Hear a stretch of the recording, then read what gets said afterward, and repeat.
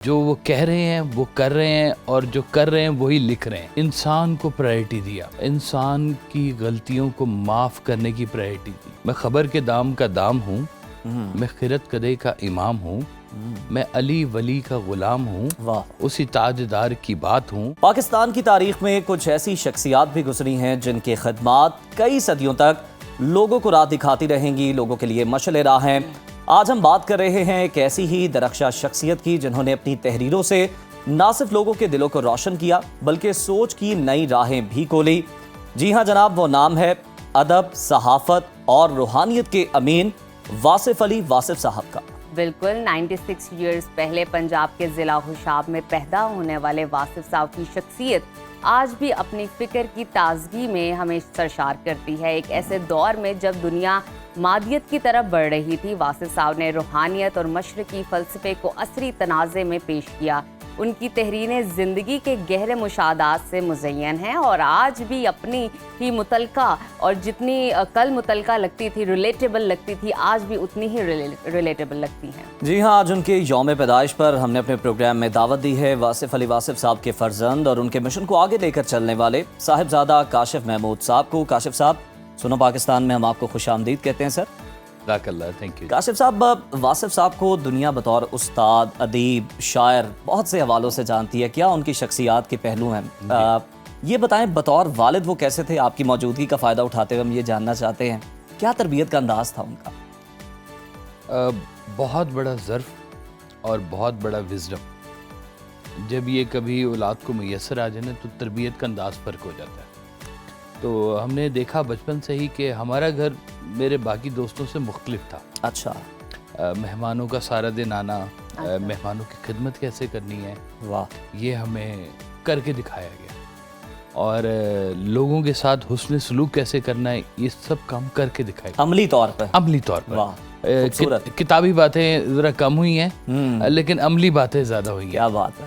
تو بڑی ہستی کا یہ فائدہ ہوتا ہے کہ جو وہ کہہ رہے ہیں وہ کر رہے ہیں، اور جو کر رہے ہیں وہی لکھ رہے ہیں۔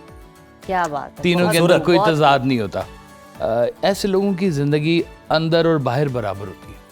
کوئی شک۔ مجھے جب لوگ پوچھتے ہیں نا کہ بھائی صاحب گھر میں کیسے تھے، تو میں انہیں کہتا ہوں جی جیسے باہر تھے، جیسے باہر۔ اچھا۔ کیا ہاں، بات ہے۔ مجھے کوئی فرق نہیں لگتے تھے کہ میرے والد صاحب جو محفل میں بیٹھے ہوئے ہیں اور جو گھر میں ہیں، ان دونوں شخصیات میں کوئی فرق ہے۔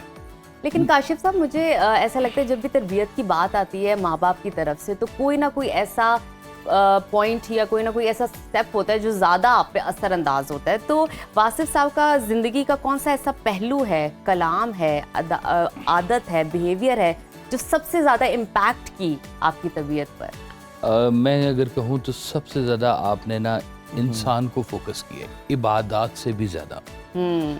کہ آپ نے کہا کہ جیسے بھوکا آ جائے نا تو کلمہ نہ سننے بیٹھ جانا، پہلے اسے کھانا کھلانا۔ بہت خوب، بہت خوب۔ تو وہ انسان کو پرائرٹی دی آپ نے، انسان کی غلطیوں کو معاف کرنے کی پرائرٹی دی، انسان کو برداشت کرنے کی پرائرٹی دی۔ تو مین فوکس جو آپ کا رہا ہے نا وہ یہی رہا ہے کہ اگر یہ حضرت انسان پہ اور اس کے خیال کے اوپر اگر کام ہو گیا نا تو یہ ایک معاشرہ ساز کام بھی ہے اور ایک امت ساز کام بھی ہے یہ والا۔ بے شک، بے شک۔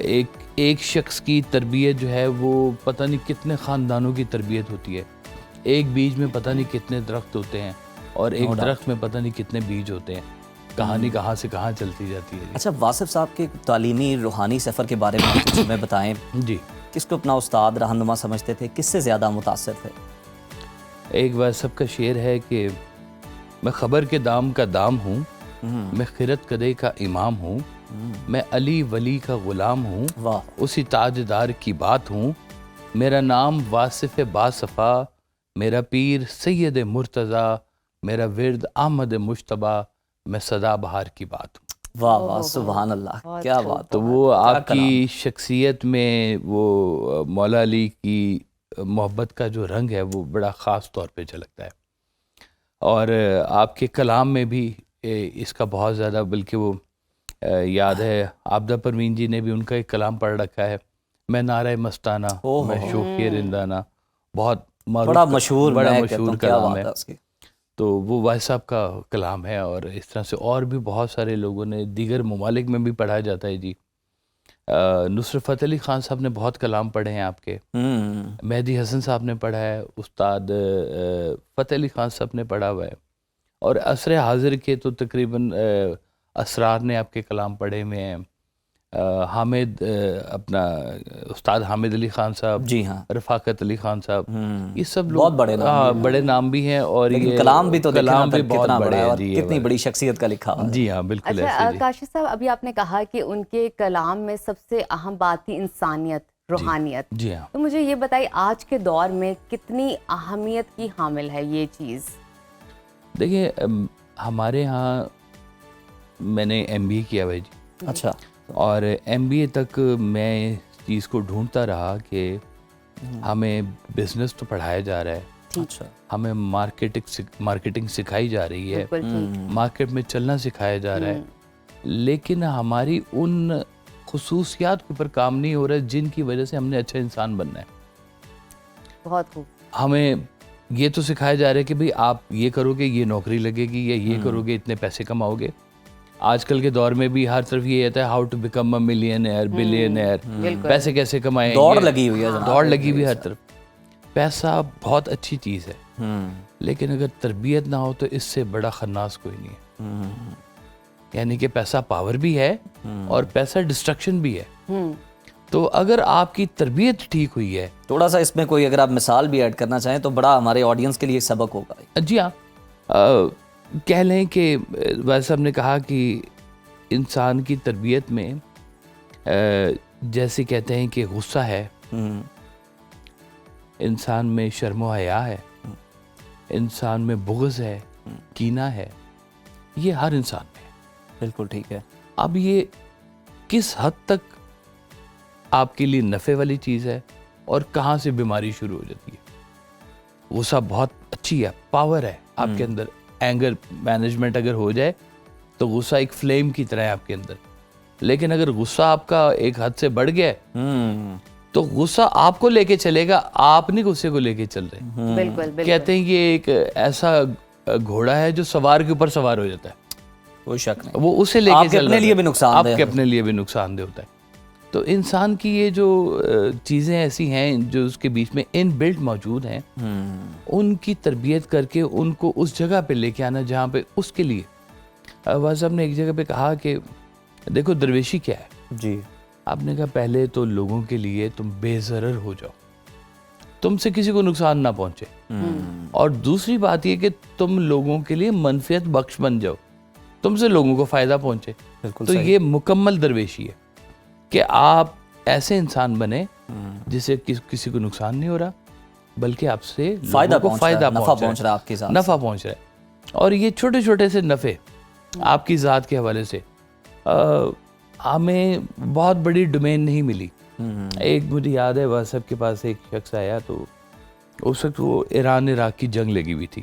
اچھا، اس نے کہا بھائی صاحب ایران کی جنگ لگی ہوئی ہے، ادھر بھی مسلمان ادھر بھی مسلمان، تو آپ نے کہا جنگ تم نے شروع کرائی ہے؟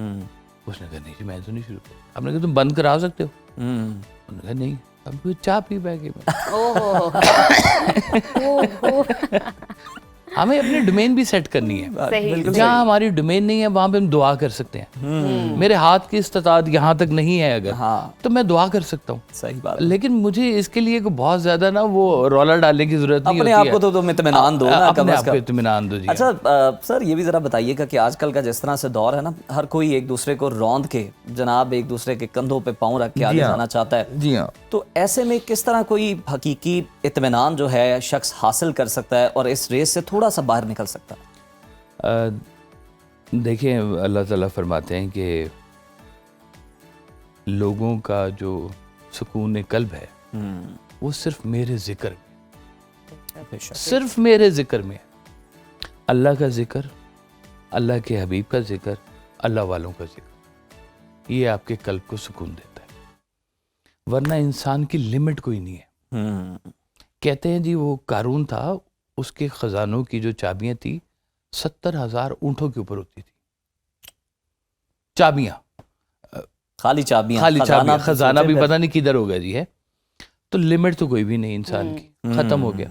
انسان نہ راضی رہنا چاہے کسی چیز پہ راضی نہیں رہ سکتا، ऐसा ही اور اگر satisfaction راضی نہیں ہے, راضی contentment رہنا نہیں چاہے ہے. تو اپنی ہر حال کے اوپر راضی رہ سکتا ہے. وہ کہتے ہیں کہ رہنا ہے ہر حال میں راضی، تیرے سنگ ہے جیون بازی. ایک گھر چھوڑ کے امیر ہے تو دو گھر چھوڑ کے غریب ہے. یہ بانٹ میری تو نہیں ہے نہ آپ کی، اس کی تقسیم اللہ ہے. کی بانٹ ہے. آپ نے کہا اب اس کے بیچ میں کرنے والی بات کیا ہوتی ہے کہ امیر اچھا امیر بھی بن سکتا ہے، برا بھی بن سکتا ہے. غریب اچھا غریب بھی بن سکتا ہے، برا غریب بھی بن سکتا ہے. اچھا امیر وہ ہے جو اپنی جو اللہ نے اس کو استطاعت دی ہے وہ لوگوں میں تقسیم کرے، خود سے خیر ہو، بھلا ہو.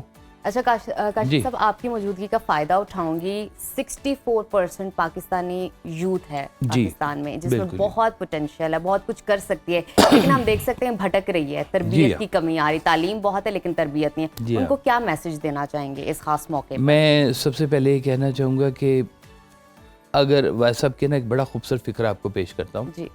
کہ اپنی اولاد کو تعلیم دو جدید تاکہ وہ رزق کما سکے، اور ان کو دین دو قدیم تاکہ برباد نہ ہو. دونوں چیزیں ساتھ ساتھ. ویری ڈیپ، بہت خوب. کہ آپ تعلیم دیں جدید جو چل رہا ہے آج کے. آپ نے کہا اپنے دور کی تعلیم نہیں دینا اپنے بچوں کو، ان کے دور کی جدید تعلیم دینا ضرور دو. ترقی کرو، سائنٹسٹ بنو، جو دل کرتا کرو، لیکن دین وہ 1400 سال پہلے ہو جس دن سرکار دو عالم صلی اللہ علیہ وسلم نے کہہ دیا تھا کہ آج میں نے تم پر دین مکمل کر دیا.